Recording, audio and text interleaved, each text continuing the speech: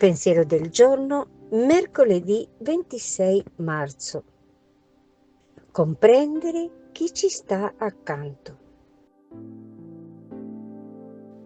La vera arte di amare emerge interamente dal Vangelo di Cristo.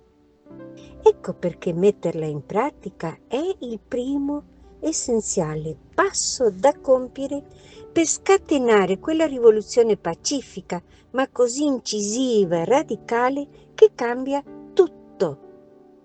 Questo amore non è fatto solo di parole o di sentimenti, è concreto. Esige che diventiamo uno con gli altri, che in un certo senso viviamo l'altro, nelle sue sofferenze, nelle sue gioie, nei suoi bisogni, per poterlo capire e poterlo aiutare efficacemente. Questa arte di amare, vissuta da più persone, porta poi all'amore reciproco, in famiglia, sul lavoro, nei gruppi, nella società. L'amore reciproco, la perla del Vangelo, il nuovo comandamento di Cristo che costruisce l'unità. Chiara Lubich, L'arte di amare, editrice Città Nuova.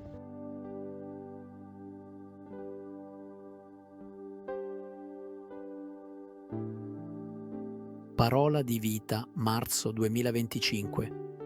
Perché guardi la pagliuzza che è nell'occhio del tuo fratello e non ti accorgi della trave che è nel tuo occhio.